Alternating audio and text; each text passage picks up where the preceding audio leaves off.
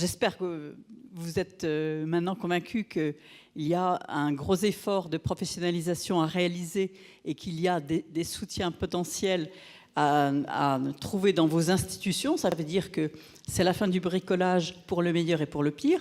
Le pire étant que ça va être un peu plus cher et difficile disons, d'être en conformité, sauf que vous allez à la fin y gagner parce que vous aurez le plus de soutien de vos institutions et en particulier, du coup, beaucoup plus de facilité à faire des partenariats avec les équipes de recherche clinique de l'hôpital, des épidémiologistes, des unités de recherche, etc., parce que les données seront de meilleure qualité. Donc moi, je vois ça comme un cercle vertueux, sachant que, par ailleurs, je crois beaucoup à toutes les solutions comme celles développées par la Fondation Imagine. Il y a énormément de données à extraire du langage naturel, qui est quand même une merveilleuse façon de noter les choses et qui continuera à avoir de beaux jours devant elle. Et donc, je crois à cette autre piste.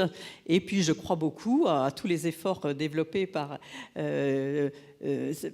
Elisa Salamanca, qui sont une exploitation optimale, disons, des données déjà disponibles. Tout ce qui a été du recrutement passif de données à travers les laboratoires, etc.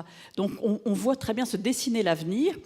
Il y a finalement qu'une seule chose que nous, les acteurs ici dans cette salle, pouvons faire, c'est faire évoluer le modèle de collection de données pour la recherche, ces fameux registres, ces fameuses cohortes, et s'assurer qu'on va vers un mode de gouvernance multipartite avec une bonne contractualisation des droits et devoirs de chacun et une exploitation optimale des choses dans un monde très très contraint financièrement. Et donc, on ne peut pas s'offrir le luxe d'avoir des bases de données dissociées ou non complémentaires. Voilà.